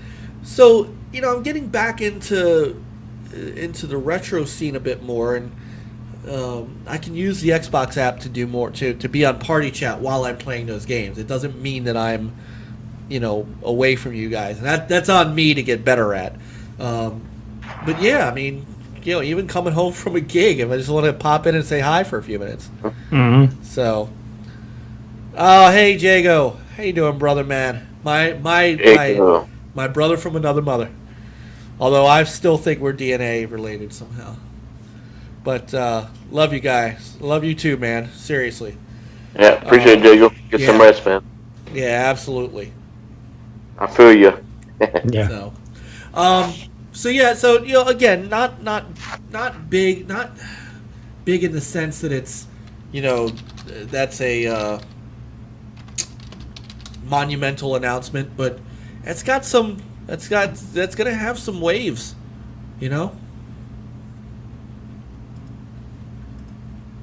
Yeah, no, I agree. So. Yep, it's step in that direction. Absolutely. So, and it's you look at PlayStation. They've seen what Xbox has done this generation. Where they've come up with some innovation with back compatible. They had EA access on certain features. Game Pass. So PlayStation has adopted some of those. Now they're going to have EA access. They had PS Now. You're able to download the games and play them. So I wouldn't be surprised PlayStation will have, improve their phone app and maybe have features like that too. Mm-hmm. And they are getting into the mobile scene too. I think they've already working with some companies out there. Oh, sure. So, it's and it goes both ways. Xbox, has seen what last gen where they what PlayStation PSN was giving away games monthly, and then Xbox adopted that Games of Gold. And PlayStation also is a generation ahead, and so they've been able to establish a strong first party studio to bring big games out each gen, and especially this gen. So Xbox has went in and invested and brought in studios, and it's looking good going forward. So can't complain. When you got these two competing and they want to attract us, and they're over here bringing they're going to bring great games and some cool features. There's no room. You're always going to have issues, but there's no room for anybody to complain that there's no games to play, and make a big deal about which system is better and this and that. Yeah.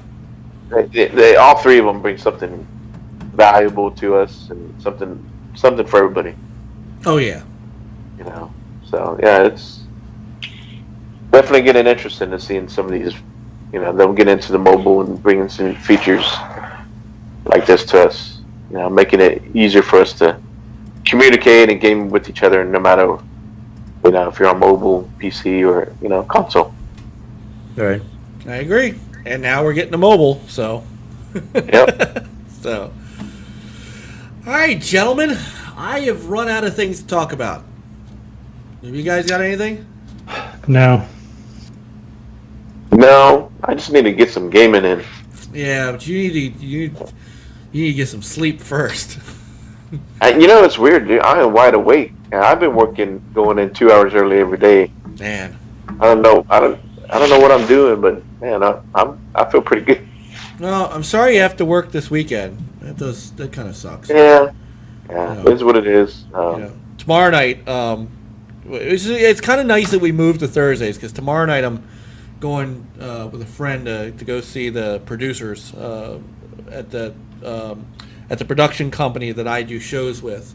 I decided, it was like it's sad. It was on my bucket list of things to do, of shows that I wanted to do, and I really wanted to be Leo Bloom, who's the, I guess if you remember the modern version of the producers, he was the Matthew Broderick character, but for me, who, remembers the original, he was the Gene Wilder character.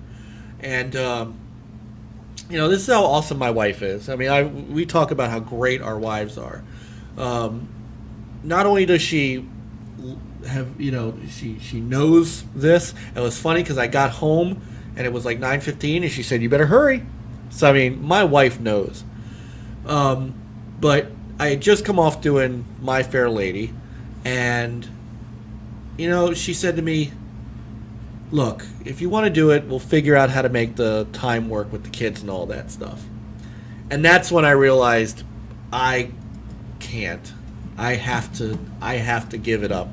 So I'm going to show. She's already told me that I'm good to do The Sound of Music in the fall, which was the original one we were going to do in the spring. And because of that, I skipped trying out for the producers. So the guy who got the part that I wanted is a very good guy and a very good friend, and I'm very glad that he got it. So I'm going to go see him tomorrow night. So it's good that we're on tonight. So yeah, works out. And then either Saturday or Sunday, Peter, Rick wants some graw. Yeah, we got to give him some graw too. I have to find my copy. Really. I think I installed it, got it all ready, and then we. I forgot. Find the right time and. Yeah, so I am good to, I'm good for graw. Yeah. So Me too. I think I got it downloaded, so maybe if you guys play Saturday night, jump in with y'all. Okay. 4-player, right? It is. Well, we'll get a couple of things because I know Chris Allen wants to play too, so we'll get a couple of these sessions in.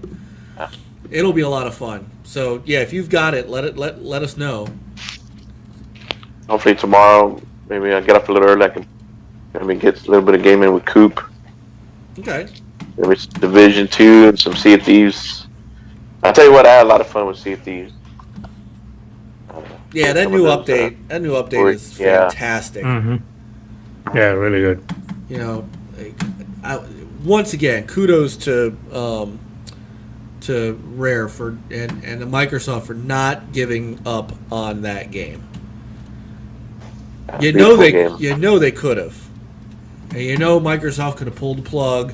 Rare could have pulled the plug, and they didn't. They went at it, and they've got to have a. I'm hoping that it's all in Game Pass, but I'm really hoping that they've got a hot player base for this, because the game has become just fantastic. So. No, I think they do. And did y'all see something to the developer from Descenders came out and said that the Descenders has done very well lately. That it's actually sold better lately than it did when it first came out. I wonder if Game Pass has any help with that. I don't know. Yeah, he was very, very happy with recent sales. Well, I hope Game Pass, helped them out, because then, then Microsoft can show that to other developers, say like, "Here, look," Mm-hmm. Well, I think it has been helping the developers, and we're seeing more third-party games going sooner than normal. I didn't realize that Black Desert, which was a game I kind of had my eye on, I didn't realize that went into Game Pass. That's pretty darn cool. So, Yeah, so kudos to the Game Pass too. I mean, Yeah, and I'm still hoping that Metro Exodus goes in there next month. I know that's why I am holding out hope that you are right. They got to be saving a couple big ones to sell that Game Pass to E3. Yeah, I'm holding out hope that you are right. So yeah, who knows? What around that time you had Metro Exodus, you had New Dawn. Mm-hmm. Who knows? Maybe see both of those. We'll see. And very happy that I have Game Pass. So yeah, me too. Mm-hmm. So also real quick too, I want to give a shout out to Full Guys Recorders. Very sad news that our good friend Mike Inferno is leaving the show. I don't know how long, permanent or whatever, but hopefully not. But and then the Assassin announced that he was going to leave. So, but Clowns is still going to run Four Guys Recorders, and looks like he will be adding a couple members. So, looks like we'll still see the show continue. Yep, and hopefully they were one of the great shows on. So, yeah. So Clowns, we're with you, brother. We are hoping for nothing but a good run. Mike, we're gonna miss, and hopefully he'll be back around. I've reached out to him. He hasn't. I think he's taken a couple of days off of social media, so hopefully he'll catch back up with me next week. And I mean, he is always welcome as a guest here if he wants to jump on, and man, we get some good Sega talk going.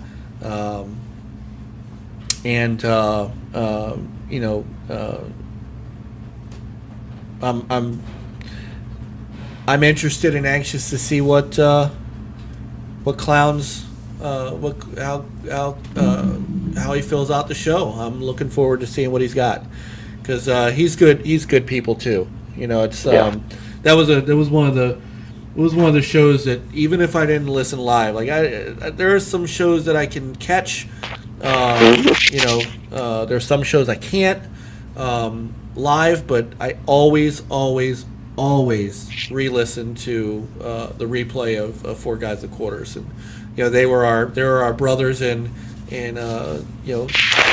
gaming with the affiliation, and I just wish nothing but the best for them. So it's sad, but let's see what the next chapter brings for all of them. Yeah. So they're always welcome to come in and game with us. That's for sure.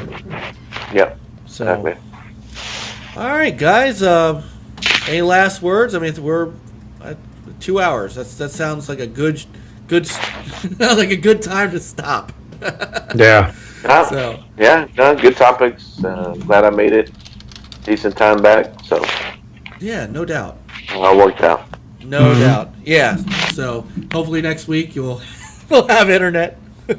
So I appreciate everybody that jumped in chat. Yeah. Awesome guys. Yeah. Great chat. Cool Project, Weedy, Nate, Jago, and K Street. Yeah, and if I miss anybody else, I'm sorry, but I wasn't able to be in chat to catch everybody's either. So that's all right. So, all right. Well, we'll see you guys next week. We're still trying to put together. So we had our great Sega roundtable. I've put it to you two to put together a good Nintendo roundtable for us, and then get some other stuff in the hopper. Man, everybody have a good weekend. Have a good weekend, and we'll see you online. Great weekend. Happy Mother's Day weekend. Happy Mother's Day to all the moms out there. All the gaming moms. Happy Mother's Day. Yeah. So, and happy Mother's Day to your wonderful wives and moms there, Peter and Chris. Out to you. All right, Jeff says now back to Rage 1 as he prepares for Rage 2. So Yes. Yep. I can't wait for that. That looks fun. all right. So play on, gamers, and good night, everyone. Game on, guys. Yeah, Coop. Camaros suck.